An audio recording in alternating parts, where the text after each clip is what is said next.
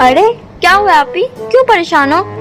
अरे कुलसुम, सालन बनाया था लेकिन एक चीज डालना भूल गई। बस इतनी सी बात पे परेशान हो? कोई बात नहीं, इतनी सी गलतियां तो मम्मा से भी हो जाती हैं।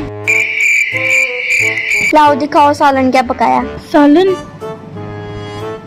एक सेकंड। देखने से तो अच्छा लग रहा है, लाओ चम्मच दिखाओ। चम्मच ये लो।